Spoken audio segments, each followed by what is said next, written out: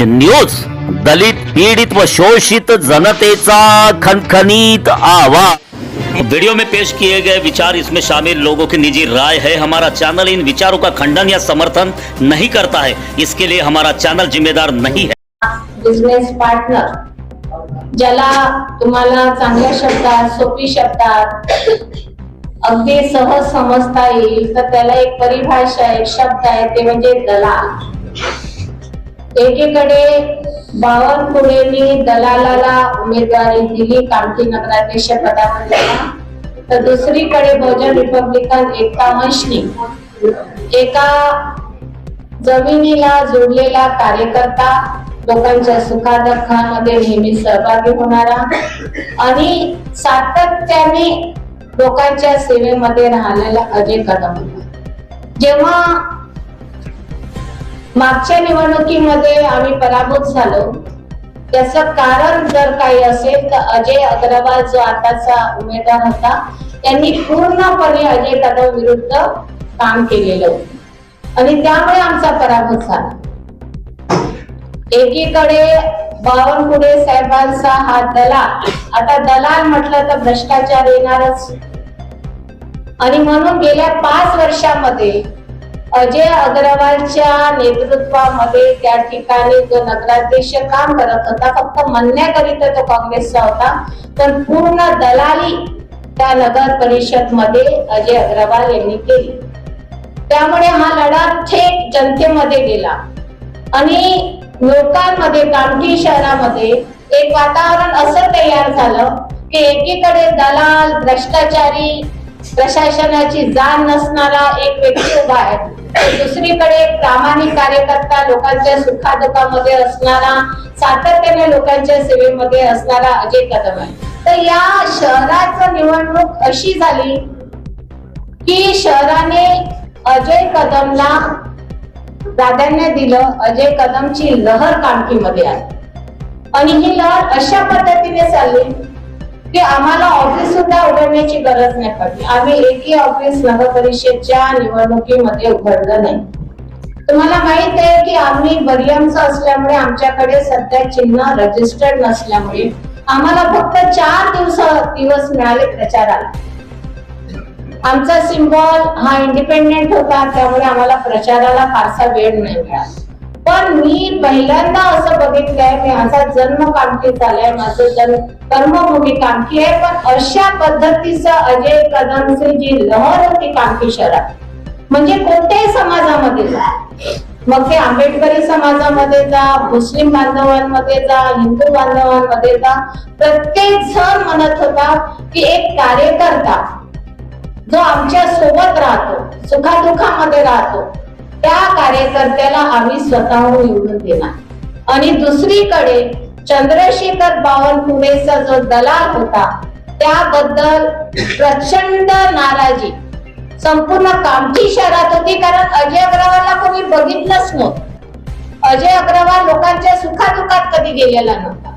फक्त बावनकुळेचे जे पैसे, 2 नंबरचे कमवणारे जे पैसे, त्याचा फक्त तो रखवाला होता। त्यामुळे प्रचंड असं कामठी शहरामध्ये वातावरण अजय कदमच्या बाजूने जेव्हा दिसायला लागलं, तेव्हा बावनकुळे साहेबांना वाटलं की आता आपल्याला दुसरा पर्याय नाहीये, म्हणून त्यांनी बोगस मतदानाचा एक नवीन जो उद्योग आधी त्यांनी केलेला होता। खरं म्हटलं की माझा व्हिडिओ फार व्हायरल झालेला आहे, ज्यामध्ये मी स्वतः म्हटलेलं आहे की प्रत्येकांना 10च्या नंतर, रात्री 10च्या नंतर 2:30 ते 3 वाजेपर्यंत चंद्रशेखर बावनकुळे 3 दिवस सातत्याने कामठीमध्ये फिरले आणि प्रत्येकांच्या जे लोक, मग ते साधे दुकानदार असतील, संस्था चालक असतील, एखादा व्यापारी असेल, त्याला जाऊ त्यांनी धमक्या दिल्या की जर तू यावेळेस भाजपाच्या नगराध्यक्षाला मतदान केलं नाही तर तुझं दुकान बंद केलं जाईल, तुझ्या संस्थेवर कारवाई केली जाईल। अशा पद्धतीची दहशत जी निर्माण केली ना बावनकुळे साहेबांनी, त्यामुळे मी माझा व्हिडिओ तिथे व्हायरल केला आणि मी बावनकुळेला म्हटलं की तुम्हाला मंत्री पदावर असताना तुम्ही एक संवैधानिक पदावर आहात, तुम्ही एक मंत्री म्हणजे सरकार।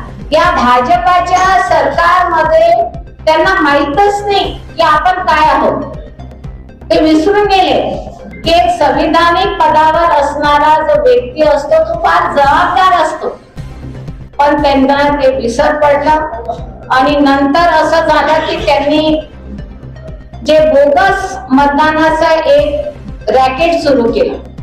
ते बघा, मी त्यांच्या सोबत होती मागच्या निवडणुकीमध्ये विधानसभेमध्ये, आणि मला हे रॅकेटच्या भानगडीत काही समजत नाही आणि मला ते काय माहित नाही, मी त्याच्याकडे लक्ष दिलं।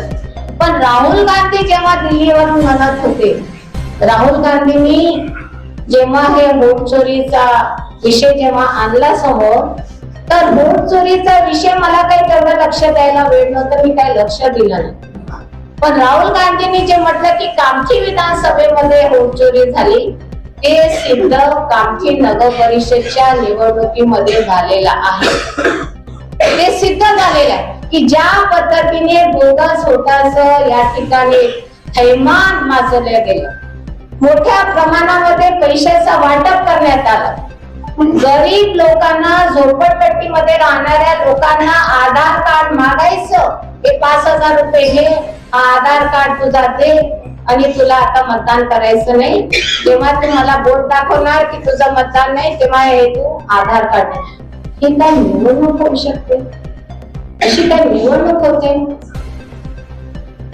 बाबासाहेब आंबेडकरांनी संविधानिक अधिकार दिलाय मतदानाचा, आणि मतदानाचा असा खेळ रचवलेला आहे भाजपाच्या लोकांनी। मला इतकं वाईट वाटलं। मी इतके वर्ष, गेले 40 वर्षापासून मी सामाजिक कार्यात आहे, अनेक निवडणुका मी बघितल्या, पण मी अशा पद्धतीच्या इतक्या खालच्या स्तरावर जाणारी निवडणूक आजपर्यंत बघितलेली नाही। इतके लाचार झालेले लोक मी आजपर्यंत बघितलं नाही, आणि म्हणून कामठीच्या जनतेने हे सर्व लक्षात आल्यानंतर आम्हाला आजही विश्वास आहे की आम्ही निवडून आलेलो। एक हे प्रकरण झालं, मग त्यांनी काय केलं की निवडणुकीला कसं आपल्याला पुढे नेता येईल म्हणून त्यांनी आपल्याच नगरसेवकांना पुढे करून पिटिशन दाखल केली आणि 3 प्रभागामध्ये निवडणूक ही पुढे ढकलण्यात आली।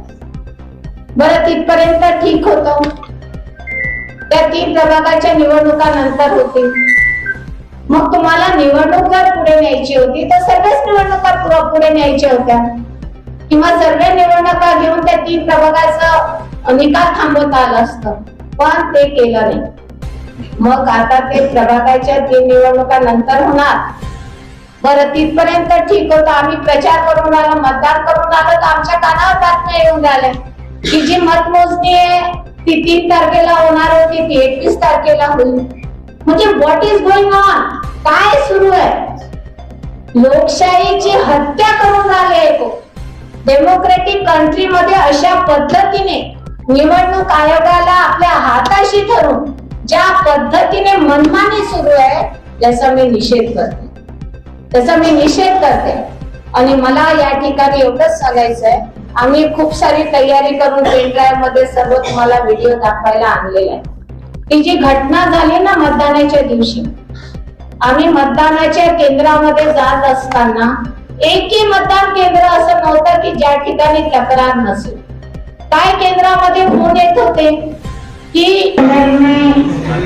यहाँ पर हम पत्र परिषद देके आपको जानकारी देना चाहते हैं कि कामठी शहर के नगराध्यक्ष और नगर सेवकों चुनाव में बहुत बड़े पैमाने पर माननीय चंद्रशेखर बावनकुळे साहब ने गैर कानूनी ढंग से इस चुनाव को जीतने की कोशिश की है। हमने देखा है कि पूरे चुनाव में वो रात के 10 बजे के बाद आते थे और रात के 3 बजे तक लोगों को धमकी देते थे, दहशत पैदा करते थे, लोगों को बताते थे कि आप अगर हमें वोट नहीं दोगे तो आपका संस्था बंद कर देंगे, आपका व्यापार बंद कर देंगे। और जिस दिन चुनाव का मतदान था उस दिन उन्होंने बहुत बड़े पैमाने पर पैसा का जो सुनामी वहां पर लाया, लोगों को प्रभावित करने का काम किए। इतना ही नहीं तो बोगस वोट डालने का जो प्रक्रिया उन्होंने की है, और सुनील अग्रवाल नाम के उनका जो अजय अग्रवाल का जो ये था रिश्तेदार, उसके फार्म हाउस में जो आधार कार्ड का एक रैकेट वहां से चला जिसका पर्दाफाश हमने किए, उसमें हम चाहते हैं कि मुख्यमंत्री, निवडणूक आयोग, मुंबई, दिल्ली और जो भी कार्य उन पर करना चाहिए वो होना चाहिए। हमने मांग की है कि कामठी शहर का चुनाव अजय कदम जीतने वाला है और हम जीत चुके थे, और उसको रखने के लिए ये एक प्रकार का लोकशाही का गला घोटने का काम चंद्रशेखर बावनकुळे ने किया है। इसलिए हम चंद्रशेखर बावनकुळे का इस्तीफा मांग रहे हैं। उनको कोई नैतिक अधिकार नहीं उस पद पर रहने का, और अजय अग्रवाल, सुनील अग्रवाल और उनके जो साथी थे उन पर एफआईआर डालने की बात कर रहे हैं। उनको तुरंत गिरफ्तार करना चाहिए और 6 साल के लिए उनको कोई भी राष्ट्रीय चुनाव लड़ने से रोका जाना चाहिए, ऐसे हमने मांग की। अजय अग्रवाल का आरोप है कि ये सारा षड्यंत्र आपने कांग्रेस के साथ मिलके किया है। देखो, हमारा तो ऐसे हम षड्यंत्र वाले लोग हैं, बाबा साहब के बच्चे, हम आर पार की लड़े आमने सामने लड़ते। षड्यंत्र हम कैसे करेंगे? अग्रवाल के इसमें अभी आपको पूरा वीडियो दिखाया, वहाँ पर अजय अग्रवाल आके बोलने में निकल जाता है। हम तो वहाँ पर खड़े हैं, पुलिस को बुला रहे हैं, वहाँ पर अधिकारियों को बुला रहे, उसका पंचनामा करने के लिए बोल रहे। हमारे दीपक सेरिया, हमारे राहुल कनौजिया, वहाँ हमारे कार्यकर्ता को चंदू लांजेवाल जो उपाध्यक्ष कैंटोनमेंट के रहे, उनको धमकी दे रहे कि तुमको जान से मार देंगे, फिर भी हम वहाँ डटे रहे। इसलिए ये षड्यंत्र नहीं है, ये चोरी करने वाला आदमी कभी नहीं बोलता कि मैंने चोरी किया। उस तरीके से ये जो अग्रवाल है ये बातचीत कर रहे हैं। आइए आगे भविष्य में भाजपा के साथ में आपकी युति रहेगी? बिल्कुल राजकीय युति नहीं रहेगी, कोई पॉलिटिकल युति हम करने वाले नहीं। अभी हमारी अस्तित्व और स्वाभिमान की लड़ाई चालू हो गई।